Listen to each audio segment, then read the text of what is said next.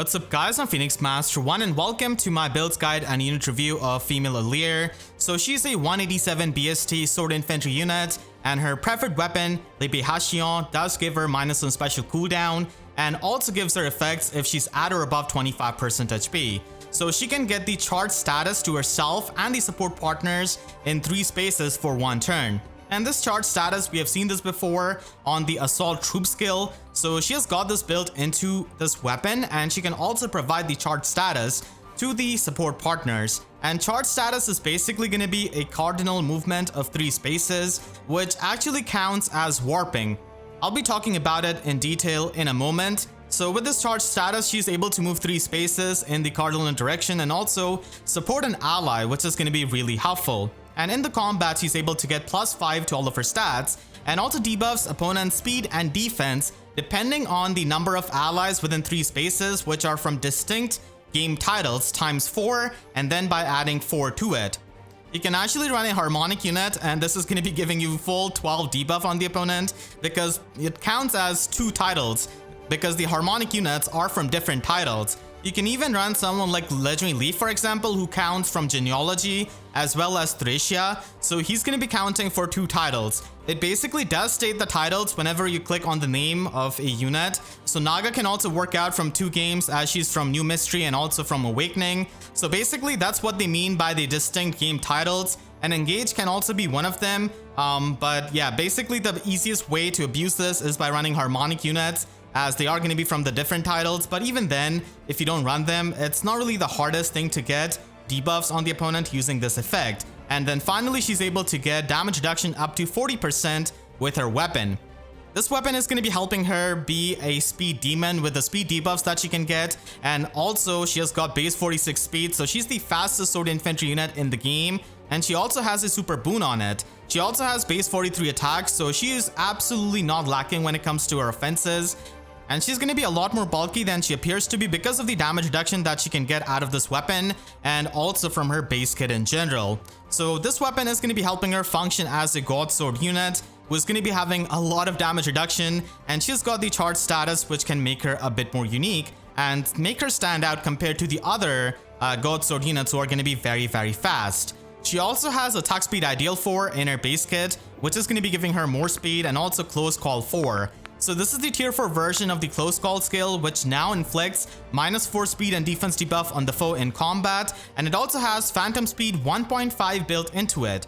So phantom speed is basically like a fake speed which can help you just meet the speed checks. It doesn't really help you double. So in this case, it can help you get +7 speed whenever there's going to be a speed check involved. And that is going to be every time you run some kind of damage reduction skill, or if you run something like Flashing Blade, for example. So it is going to be helping you by boosting up your speed in a way. So it is helpful if you're stacking up this much damage reduction with speed-based skills. And you can now get 50% damage reduction at max based on scaling of your speed. So the 10% increase over the regular tier 3 skills is definitely pretty nice.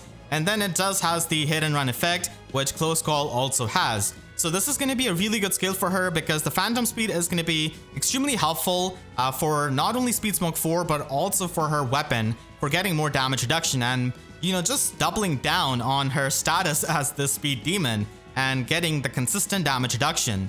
She also has speed smoke 4, which can give her the dot status, and after this is activated, with her base kit alone, she's able to get 82% damage reduction, which is quite a lot. And she's definitely going to be pretty bulky, but it's not like we have you know, any kind of lack of damage reduction piercing skills. So she always has to watch out for that because she really depends on her damage reduction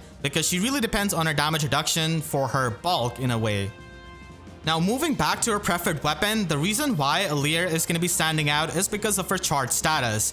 And the effective use of Alear is going to be needing, you know, the understanding of charge status and how it can function. So that's why I wanted to make a different video for her, because I wanted to go over how it interacts with a lot of various skills and what are the pros and cons of having charge status on your ally that is going to be ally supported with Alear and is going to be able to get this effect.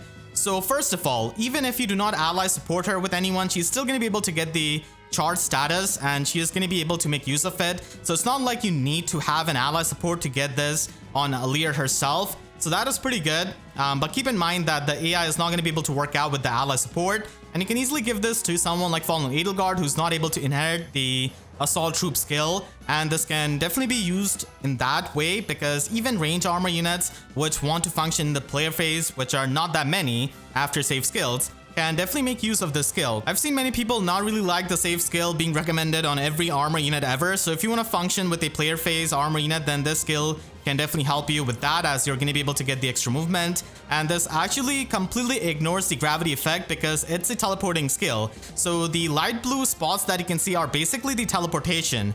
So this can be used with Legendary Leaf, and this can also be used with Brave Marianne, as her Requiem Dance does inflict the gravity effect. So it is going to be completely ignored if you have the unit with the charge status, as you can see on the Legendary Leaf. And this is also going to be helping you not get affected by the stalled status because it's not actually a movement increase. This is a teleporting skill. So like I said, the light blue spots are the teleportation ones. And because this is teleporting skill, you can even bypass the trenches. So this can really help the Cavaliers offensively if you decide to ally support them. So trenches are not going to be as big of a hurdle. And this can also be used with fixed canto units and the units who can run hit and run. So Shadows of Valentia Pala is an option, and she can basically retreat with the hit and run and the fixed canto. So that 3 movement is good, but in terms of like summoner duels, it's not going to be the most consistent things depending on the maps if they are not going to be that kind of vertical map like you see in Aether Raids. You can also see the interaction between the charge status and a trace skill. So it is going to be functioning similarly to when you teleport and you have a trace skill.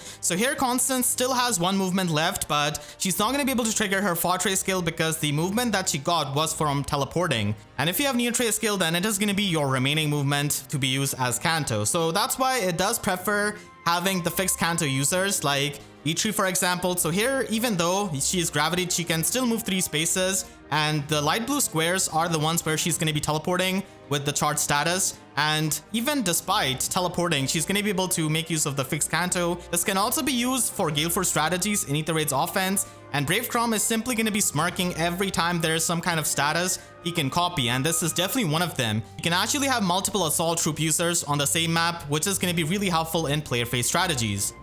Charge status is not without its counters. The detailed report skill of Gatekeeper is going to be blocking the teleportation because it's a teleporting skill at the end of the day, and so is going to be Mer's Warp Bubble, which she can get from Mer's Slotsy skill. So because Assault Troop uses the spaces moved as the teleporting skills, it is going to be getting blocked by these 2 units, so you definitely have to watch out for them whenever you use the charge status of Alear.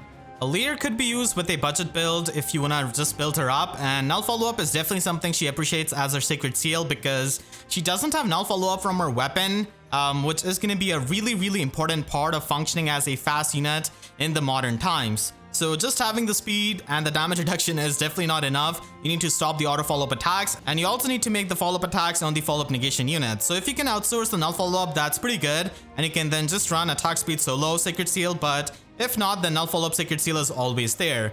Now, Alear's base kit can definitely be optimized a bit more, and we can just run Vital Astra, which is going to be an amazing skill for her, which is going to be giving her even more damage reduction. And this is actually going to be a very good damaging special too, which she can loop by running Time Pulse 4. So it does have the mini special spiral built in, and she can always have Vital Astra active. And this is going to be having good synergy with the finish skill, which is going to be giving you the self-sufficiency of healing and also extra true damage. It's pretty easy to pre-charge the specials of an infantry unit, so you can simply run her with godlike reflexes, and then she's going to be able to get the special cooldown from Flashing Blade. And Flashing Blade is actually a pretty good sacred seal on her because of the close call 4 that she has got. So it does help you with the phantom speed, and it is going to be making it so that you can activate it a lot easier.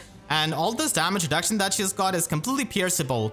But what is not pierceable is definitely the damage reduction you get out of godlike reflexes. So this is going to be pretty much your counter against the counter of the damage reduction, which is Deadeye and Lethality. So godlike reflexes with a distant dart build can definitely help you, as you're not going to be dying that easily to Deadeye and Lethalities with this special pre-charged, and then you can loop it with Flashing Blade. With this kind of build, you definitely need to outsource the null follow-up, maybe from some infantry speed tactic unit or infantry null follow-up unit, or just by running Desert Lind. So that is going to be really helping you because here she has got already Flashing Blade as her sacred seal.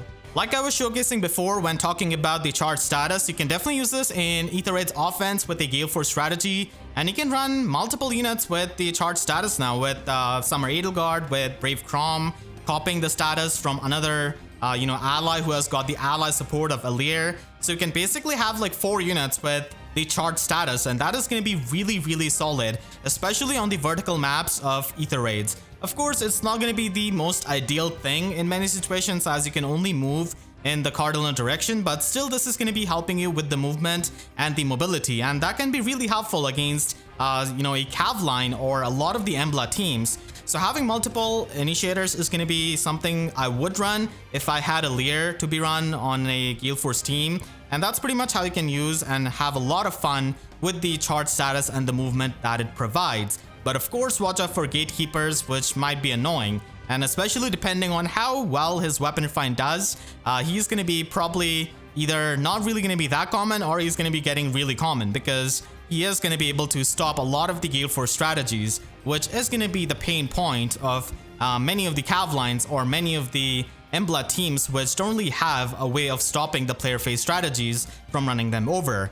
You can also use her in summoner duels with close call and attack speed finish 4, and godlike reflexes is going to be extremely helpful. So just by running her with someone like Duo Asker, for example, or Duo Crom, you're going to be able to pre-charge it and then loop it. And if Might of Myriads is a captain skill, then oh boy, she's going to be able to get distant counter without even running distant counter, and then she's going to be a pretty solid unit that you can function with. But raid bosses have definitely gone down in the trend, as we have seen Brattle Katria and Winter Cordelia teams a lot in summoner duels. So you definitely have to watch out for that, but still, like, the damage reduction that you can get is going to be pretty good, and she's very fast. So once you give her all of the support with the special charges, with the null follow-up status, then she's going to be able to function really well in summoner duels, especially as a front liner, because she's going to be able to not die to Brave Seliph with the sheer damage reduction and the speed that she has got, which is definitely pretty great. You can finally use her in arena if you do plus and merger, and attack speed clash is definitely a skill that you can run on her because she does get the charge status,